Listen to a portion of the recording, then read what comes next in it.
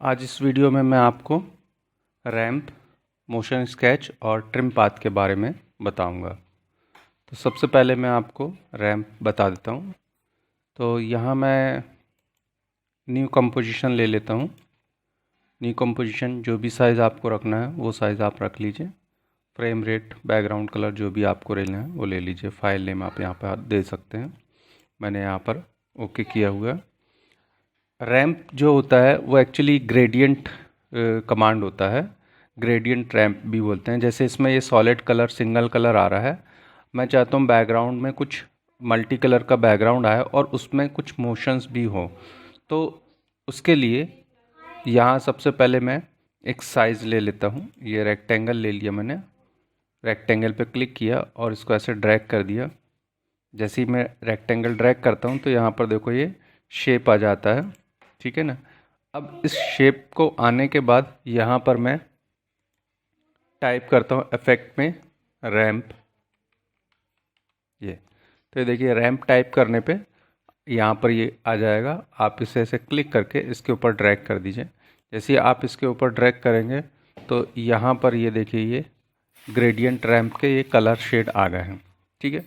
But यहाँ से अगर हम इसमें चेंज करेंगे तो सिर्फ ये कलर ही यहाँ चेंज होगा। मैं इसमें मोशंस देना चाहता हूँ कि कलर जो है मोशन के साथ आए।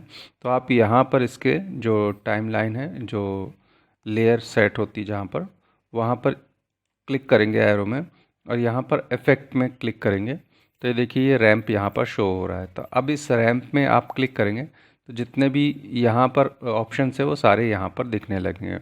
अब मैं यहाँ पर की फ्रेम स्टार्ट करता हूँ कि स्टार्ट का जो कलर है यहाँ पर एक की फ्रेम दे दिया मैंने। ठीक है।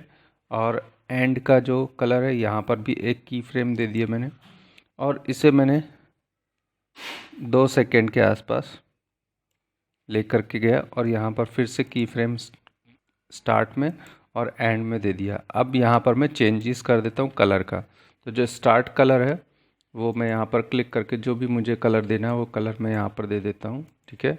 और एंड का जो कलर है उस पर मैं क्लिक करके यहाँ एंड के लिए जो भी कलर मुझे यहाँ पर सेट करना है उस कलर को मैं यहाँ पर सेट कर देता हूँ। सपोज़ मैंने ये कलर सेट कर दिया। ठीक है। और ओके कर दिया। ठीक है। अब क्या होगा देखिए एनिमेशन ऐसा होगा, स्टार्ट जो होगा कलर यहाँ से होगा और एंड इस पे होगा तो कलर में भी हमको मोशन दिखने लगेगा ये इस तरह से। ये देखिए। ठीक है। तो ये कहलाता है ग्रेडियंट रैंप। आप इसको अपने एनिमेशन में यूज़ कर सकते हैं। ठीक है। तो ये एक हो गया। दूसरा है मोशन स्केच। ठीक है। मोशन स्केच के लिए मैं एक ऑब्जेक्ट ले लेता हूँ। इसको मैं क्लोज कर देता हूँ। एक ऑब्जेक्ट मैं यहाँ से इंपोर्ट कर लेता हूँ। फाइल में जाके इंपोर्ट, यहाँ पर मैं ये वाला एक ऑब्जेक्ट ले लेता हूँ। ऑब्जेक्ट आपका कुछ भी हो सकता है, पीएनजी फाइल हो सकती है या जेपीजी फाइल जो भी है। तो यहाँ पर मैंने इसे लिया और इस तरह से इसमें ड्रैग कर दिया। ठीक है। ये यहाँ पर मैंने इसे ड्रैग कर दिया।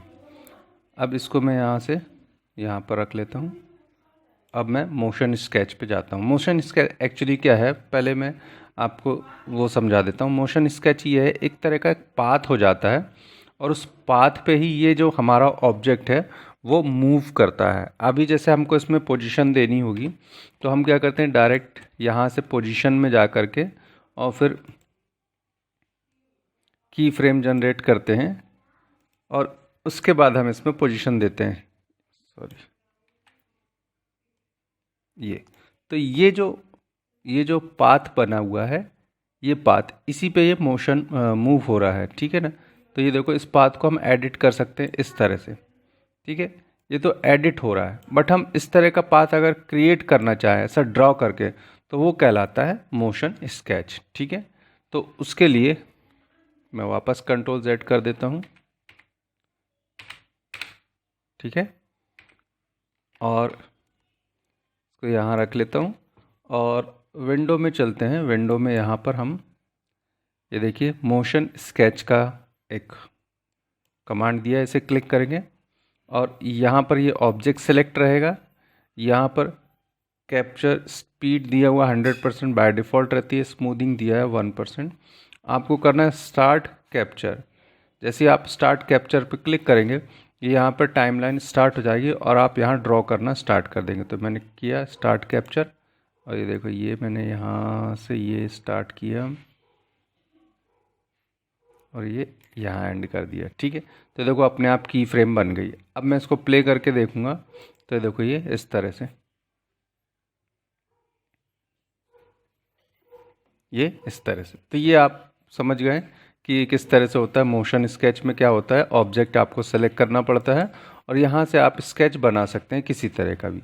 अब इसमें एक बेनिफिट ये है कि आपने पाथ बना दिया, पाथ में आपका ऑब्जेक्ट मूव कर रहा है। अब आप इस ऑब्जेक्ट में भी और भी ट्रांसफॉर्मेशन दे सकते हैं। जैसे कि मैं इसमें रोटेशन दे देता हूँ।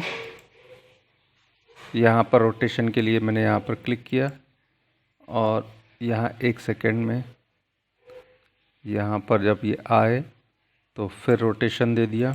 ठीक है, अब रोटेशन कितना देना है, यहाँ पर आपने इसको इतना रोटेशन दे दिया, फिर आगे बढ़ाया, यहाँ एक की फ्रेम दिया, फिर आपने रोटेशन इतना दे दिया, फिर यहाँ पर मतलब आप अपने हिसाब से इसमें रोटेशन सेट कर सकते हैं। तो इसमें कई प्रकार से ट्रांसफॉर्मेशन दिखेंगे। अब आप देखिए स्टार्टिंग से, ये देखिए इस तरह से ये ऑब्जेक्ट रोटेट होते हुए भी आ रहा है और ये देखिए पाथ पे भी ये मूव कर रहा है।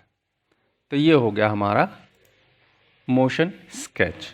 ठीक है, अगला जो है वो है ट्रिम पाथ। ठीक है, ट्रिम पाथ में क्या होता है कि स्क्रीन पे आपको ऑब्जेक्ट बनता हुआ दिखेगा। ठीक है, या टेक्स्ट जो है वो ड्रॉ होता हुआ दिखेगा, उसे हम कहते हैं ट्रिम पाथ। तो मैं स्टार्ट करता हूँ यहीं से, स्टार्टिंग से ही। सबसे पहले मैं ऑब्जेक्ट लेके देखता हूँ। आप ऑब्जेक्ट कुछ भी ले सकते हैं, शेप कोई भी ले सकते हो ऑब्जेक्ट का। सबसे पहले मैं एलिप्स टूल ले लेता हूँ। यहाँ से मैंने इसे इस तरह से ड्रैग किया। ठीक है, हाँ, ट्रिम पाथ में आपको ये चीज़ ध्यान रखना है कि जो भी आप ऑब्जेक्ट लेंगे या जो टेक्स्ट लेंगे उसमें आपको सिर्फ स्ट्रोक देना है, फिल नहीं देना है। तो यहाँ पर मैं फिल को नो कर देता हूँ, नो फिल। फिल में जा कर के नन कर देता हूँ। ओके, ये हमारा स्ट्रोक हो गया। स्ट्रोक का साइज़ 10 पिक्सल है, कलर ये है। आप अपने अकॉर्डिंग इसको चेंज कर सकते हैं। आपको करना कुछ नहीं है, सिर्फ आपने जो शेप लिया हुआ उस शेप में देखिए यहाँ पर एक ऐड का बटन आ जाता है। उस ऐड बटन में आपको यहाँ पर मिलेगा ट्रिम पाथ। ठीक है, इस ट्रिम पाथ पे आप जैसे ही क्लिक करेंगे तो ये ट्रिम पाथ आपके इस ट्रांसफॉर्मेशन में ट्रांजिशन में ऐड हो जाएगा। अब आप इसको खोल लीजिए यहाँ पर क्लिक करके, तो देखो यहाँ पर आपको स्टार्टिंग पॉइंट और एंडिंग पॉइंट दिखा देगा। ठीक है, तो मैं यहाँ पर की फ्रेम एंड पे ही लगाता हूँ। स्टार्टिंग में ही एक एंड का की फ्रेम है और ये जब 2 सेकेंड पहुँचेगा यहाँ पर फिर एक एंड का की फ्रेम बना देता हूँ। और स्टार्टिंग का जो एंड की फ्रेम है वो 100% है, इसको 0 कर देता हूँ मैं, 0, और एंटर प्रेस कर देता हूँ। अब आप देखिए इसको मैं प्ले करके देखता हूँ।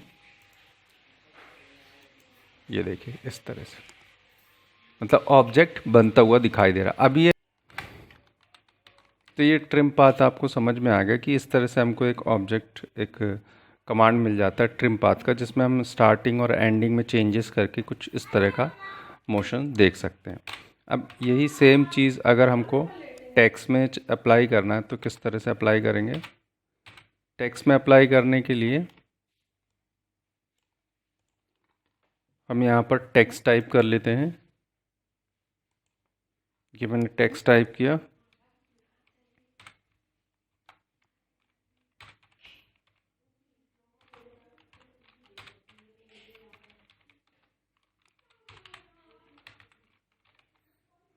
ये मैंने टेक्स्ट टाइप किया, कैपिटल में टाइप कर देता हूँ। और टेक्स्ट टाइप करने के बाद देखिए टेक्स्ट जो मैंने टाइप किया हुआ है वो भी टेक्स्ट जो है इसमें फिल है, अंदर फिल नो है, आउटलाइन बस है इसमें। तो अगर आपका बाय डिफ़ॉल्ट सेटिंग में कलर पहले से आ रहा है, जैसे मैं टाइप करने के लिए टेक्स्ट टूल पे क्लिक करता हूँ और इसमें पहले से कलर आ रहा है, तो ये देखिए आपको करना ये है कि इसका कलर पहले नन कर दें। सिलेक्टेड ऑब्जेक्ट में आप यहाँ पर सेलेक्ट करेंगे कलर पे और ये इसमें जो नो फिल पे क्लिक करेंगे तो देखो फिल हट गया, आउटलाइन है। आउटलाइन की थिकनेस आप यहाँ से घटा या बढ़ा सकते हैं। अब इस टेक्स्ट में अगर आपको ट्रिम पाथ अप्लाई करना है तो अभी ये देखिए इसमें ट्रिम पाथ का ऑप्शन नहीं आ रहा है। ठीक है, ट्रिम पाथ के ऑप्शन के लिए आपको क्या करना होगा, पहले इसे शेप में कन्वर्ट करना होगा। तो शेप में कन्वर्ट करने के लिए आप लेयर में गए और यहाँ पर क्रिएट शेप फ्रॉम टेक्स्ट लिखा हुआ है, इसमें आप क्लिक करेंगे। ये देखिए जैसे ही आप क्लिक करेंगे तो ये जो टेक्स्ट है आप इसमें देखें कि ये टेक्स्ट जो लिखा हुआ है वो अलग लिखा हुआ है। इसकी एक आउटलाइन क्रिएट करके ऑब्जेक्ट अलग बना दिया और ये देखो ये शो और हाइट ख़त्म हो गया है। आप यहाँ पर क्लिक करेंगे, जो नया एक टेक्स्ट बनेगा यहाँ पर देखो आपको मिल जाएगा ऐड में जा कर के ट्रिम पाथ।